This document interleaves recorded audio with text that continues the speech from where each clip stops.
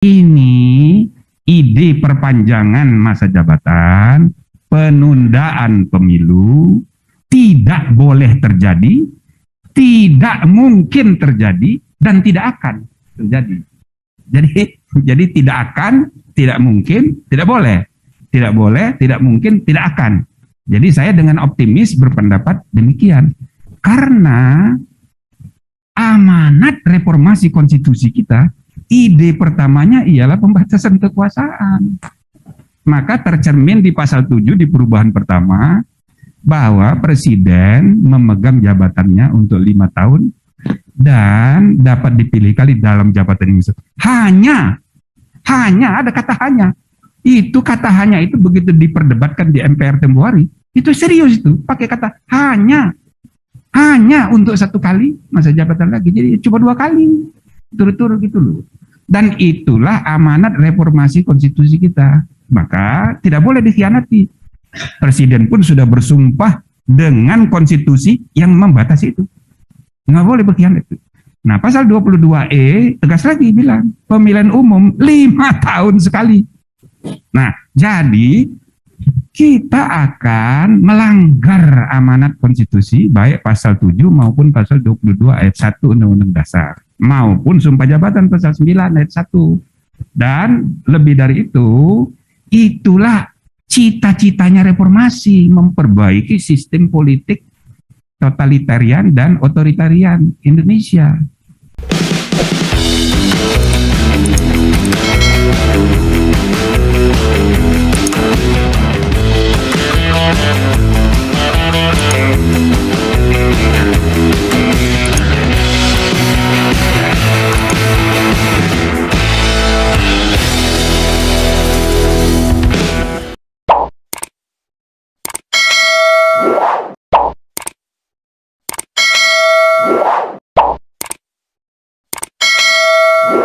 Saya kira semua penulis ini kalau dibaca isinya menggambarkan kekhawatiran gitu ya tentang perkembangan demokrasi. Dan ini sesuatu yang baik. Kenapa? Karena gelombang regres kemunduran demokrasi juga berlangsung bukan cuma di Indonesia gitu loh. Di seluruh dunia sedang terjadi pergolakan. Nah, ditambah lagi dengan adanya COVID pandemi yang dalam sejarah umat manusia belum pernah kejadian selama ini. Dan ini pun dimanfaatkan untuk membuat keputusan-keputusan yang counterproduktif terhadap peningkatan kualitas dan integritas demokrasi itu sendiri.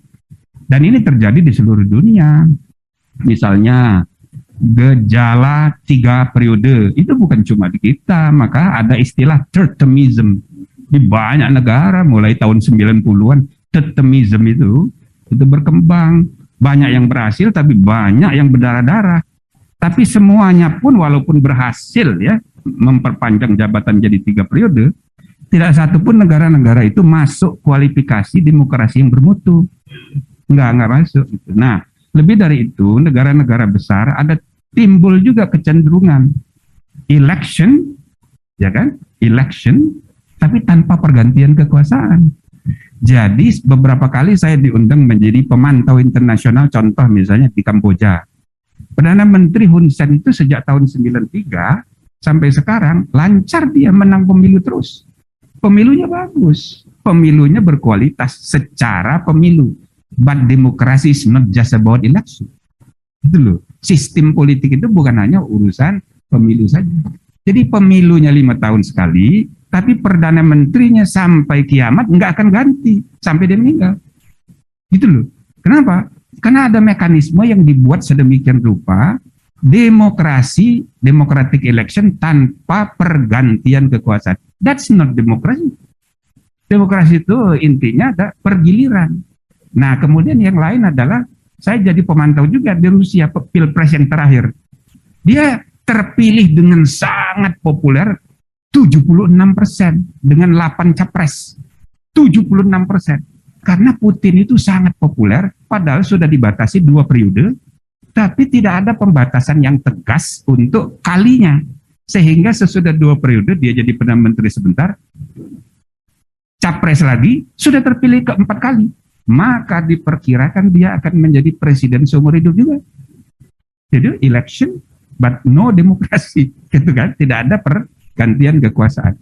Hal yang sama terjadi di semua sistem politik, presidentil, semi-presidentil, parlementer, kayak Erdogan, berusaha juga untuk begitu. Tapi yang lebih tegas lagi adalah Xi Jinping. Sudah dikukuhkan dia menjadi presiden seumur hidup. Persis yang pernah kita alami tahun 63. TAP MPR nomor 3 tahun 1963 mengukuhkan presiden kita, Soekarno, sebagai presiden seumur hidup. Artinya, saudara-saudara, bisa kejadian lagi di Indonesia gitu loh. Maka buku ini menjadi penting untuk mengingatkan, ya. Nah, jadi saya apresiasi buku ini, tapi sambil mau sharing pada saudara-saudara sekalian. Sejak 3-4 bulan yang lalu, itu di paper saya gambarkan itu, saya sudah ngomong, ini ide perpanjangan masa jabatan, penundaan pemilu, tidak boleh terjadi, tidak mungkin terjadi, dan tidak akan terjadi. Jadi tidak akan, tidak mungkin, tidak boleh, tidak mungkin, tidak akan. Jadi saya dengan optimis berpendapat demikian. Karena amanat reformasi konstitusi kita, ide pertamanya ialah pembatasan kekuasaan. Maka tercermin di pasal 7 di perubahan pertama, bahwa presiden memegang jabatannya untuk 5 tahun, dan dapat dipilih kali dalam jabatan ini. Hanya ada kata hanya. Itu kata hanya itu begitu diperdebatkan di MPR tempo hari, itu serius itu, pakai kata hanya untuk 1 kali masa jabatan lagi, jadi cuma 2 kali, turut-turut gitu loh. Dan itulah amanat reformasi konstitusi kita, maka tidak boleh dikhianati. Presiden pun sudah bersumpah dengan konstitusi yang membatasi itu, nggak boleh berkhianat. Nah, pasal 22E tegas lagi bilang, pemilihan umum 5 tahun sekali. Nah, jadi kita akan melanggar amanat konstitusi baik pasal 7 maupun pasal 22 ayat 1 Undang-Undang Dasar maupun Sumpah Jabatan pasal 9 ayat 1. Dan lebih dari itu, itulah cita-citanya reformasi, memperbaiki sistem politik totalitarian dan otoritarian Indonesia. Karena Indonesia ini kalau sistem politiknya tidak dibenahi, maka yang akan menentukan itu budaya. Jadi ada 3 hal, constitutional rules, constitutional institutions, dan constitutional culture. Budaya konstitusi kita ini feodal. Kita ini republik, Bung. Saya selalu mengingatkan generasi muda, by culture Indonesia ini kerajaan, bukan republik.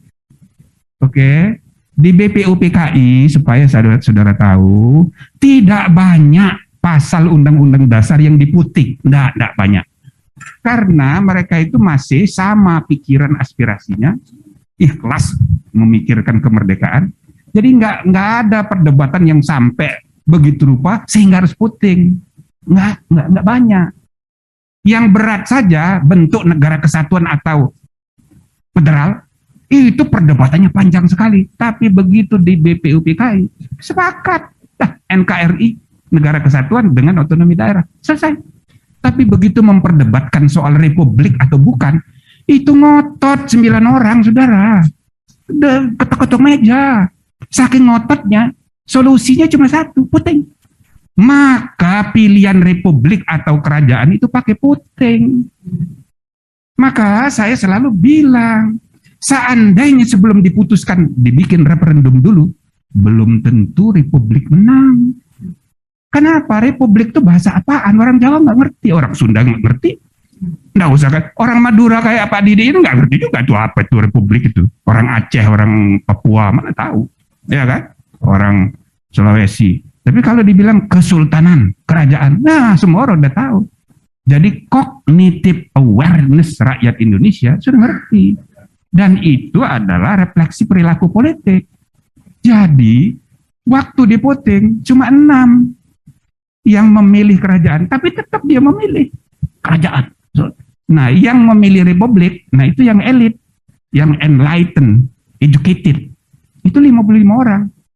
2 orang dan lain-lain.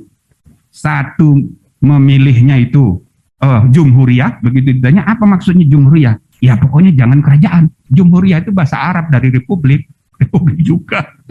Satunya lagi imamah. Nah, itu kayak Syiah gitu loh.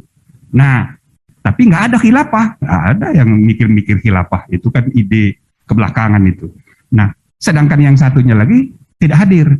Jadi cuma 9 orang. Nah, jadi budaya politik kita ini kerajaan. Masalahnya sampai sekarang Indonesia Merdeka ini sudah terlembagakan secara benar belum ini republik? Belum. Itulah yang menjelaskan kenapa bahkan partai pun jadi dinasti. Semua partai, termasuk yang lahir sesudah reformasi, sama. Karena budaya kita masih feodal. Maka kita harus hati-hati dengan ide totemism. Harus dikawal. Maka fungsi buku ini, pencerahan dari generasi intelektual muda, ini sangat penting. Tapi kita percaya akal sehat, the logic power, nurani manusia, the moral power, itu akan menuntun kita pada kebenaran. Bahwa yang benar itu yang udah disepakati. Dan memang saudara, ya, maka sejak awal saya optimis ini tidak akan pernah terjadi, tidak boleh terjadi, tidak mungkin terjadi. Mengapa? Saya membaca isu ini isu wacana. Di era post-truth sekarang, ya, harus dibedakan 2 realitas.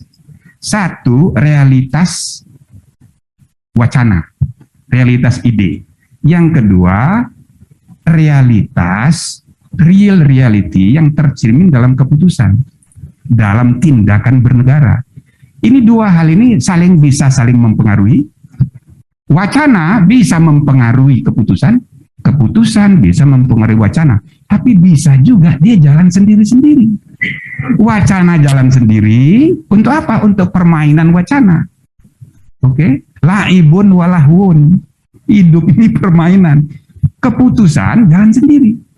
Jadi banyak di bidang politik ini sekarang yang diputuskan A, yang diomongkan B, yang dibicarakan C, tapi yang diputuskan Z. Hati-hati saudara-saudara dalam melihat kenyataan ini. Jadi ada 2 realitas. Dulu Tom Friedman pernah bilang realitas media and realitas real. Itu urusan hubungan media dengan realitas. Yang saya bicarakan ini adalah hubungan antara discourse reality dengan action reality. Bernegara itu bukan wacana. Bernegara itu adalah keputusan-keputusan. Siapa yang membuat keputusan? Kadang-kadang cukup 5 orang. Maka wacananya ini A, tapi keputusannya Z. Kita ribut mau bertengkar di urusan A, padahal yang diputuskan Z. Nah, maka kita mesti kritis. Misalnya ada undang-undang cukup 7 orang saling telepon, tak, dalam seminggu. Jadi, ada, sudah terjadi. Nah, maka para aktivis muda harus kritis ini, harus hati-hati. Sehingga menurut saya, isu 3 periode, isu tunda pemilu sebenarnya ini hoax. Iya kan? Dan lagi pula sekarang ini sudah turun. Bagaimana sudah turun? Pertama, untuk kemungkinan perubahan konstitusi. Tidak mungkin. Tadi Pak Lanyala bilang, DPD tidak mungkin mendukung. Dan mayoritas partai, nggak ada yang mendukung. Cuma kalau ditanya, ya nggak enak, dia diam aja. Baru akhir-akhir ini eksplisit PDIP tegas, Gerindra apalagi karena dia punya calon. Kalau ditunda kapan lagi? Umur udah 70, masa ditunda-tunda? Maka ada 2 golongan partai yang udah siap, satu partai oposisi, dua-duanya itu sama pendapatnya, tidak mau ditunda. Tinggal partai yang belum siap, nah bermain di sektor wacana supaya elektabilitas di survei naik dulu, gitu. Oke, nah sedikit lagi ya, itu satu. Nah yang kedua, perubahan undang-undang, mungkin nggak? Tidak mungkin. RUU pemilu sudah dikeluarkan dari prolegnas, tidak mungkin. Dan mau masuk lagi itu tidak mudah. Apa bisa dengan perpu? Dipaksakan dengan perpu? Bisa saja. Tapi pemerintah enggak. Tidak itu desainnya. Nah, yang ketiga, ini ada pembicaraan para pejabat yang harus kita jadikan pegangan. Pejabat yang menangani, bukan pejabat urusan lain, biasanya urusan investasi. Sekarang ini saudara, ada gelombang fenomena deinstitusionalisasi politik. Jadi tidak melembaga politik kita, karena campur baur tweet pribadi seorang menteri dengan tweet institusi, itu campur aduk. Oke? Maka omongan dari seorang menteri di bidang investasi itu tidak bisa dijadikan rujukan. Kalau urusan begini, itu Menteri Dalam Negeri. Karena sudah rapat dengan Komisi 2. Sudah ada tahapan pemilu yang sudah disepakati. Tanggal 1 Agustus mulai pendaftaran peserta pemilu. Ya kan? Nah, lalu akhirnya nanti 20 Oktober. Jadi sebenarnya tinggal diketok palu terakhir oleh KPU. Jadi prosesnya itu jangan kira-kira seminggu kemudian bisa diubah-ubah. Enggak bisa dong. Ini kan sudah dibicarakan resmi. Nah, lagi pula, ini terakhir ini, saya kasih dari segi hukum ya. Akhirnya hukum itu, finalnya itu di putusan pengadilan. Jadi jangan Anda pernah berpikir bahwa finalnya itu di keputusan legislatif, di keputusan eksekutif, apalagi di pendapat lawyer. No. Ini negara hukum. Keputusan final itu di tangan hakim. Misal ada undang-undang dasar dipaksakan berubah. Oke? Dengan dekret, kata Yusril. Teorinya boleh, ya, teori-teorian itu. Sidu ilmiah. Tetapi pernah sudah terjadi. Gus Dur menerbitkan dekret membubarkan DPR, kan dia diberhentikan oleh MPR karena alasan melanggar hukum. Ya. Nah, jadi tidak sembarangan. Kalau dipaksakan undang-undang dasar berubah, lalu KPU sudah menerbitkan aturan, maka KPU bisa berpendapat. Permainan sudah dimulai dengan aturan main yang sudah disepakati, tiba-tiba ada aturan baru yang disepakati, maka grandfathering law principles itu akan berlaku. Iyalah, aturan pertandingan yang sudah ada itu tidak boleh berubah lagi. Kalau Anda mau menerapkan ketentuan yang baru itu nanti 2029. Begitu juga kalau Anda bikin perpu, membuat undang-undang dipaksakan. Sama. Kalau KPU-nya independen, maka dia tetap dengan aturan yang sudah dia tetapkan, maka perpu itu baru berlaku untuk aturan main pemilu berikutnya. Nah, begitu. Ini untuk meyakinkan Anda bahwa judicial review terhadap peraturan KPU nantinya yang sudah menentukan tahapan jadwal itu tenang, aman. Ya, jadi intinya kesimpulan dari saya, mulai sekarang kalau bisa isu tunda pemilu dan perpanjangan masa jabatan, mari kita redam, karena presiden pun sudah jelas nggak mau. Sudah jelas dia nggak mau. Dia merasa ini menjerumuskan dia dan itu benar. Nah, jadi kita redakan. Mari kita lihat banyak isu lain. Ya Allah, banyak sekali sekarang ini. Terawan baru diberhentiin. Waduh, ini panjang nih ceritanya Terawan ini. Saya kira begitu ya. Terima kasih banyak. Assalamualaikum warahmatullahi wabarakatuh.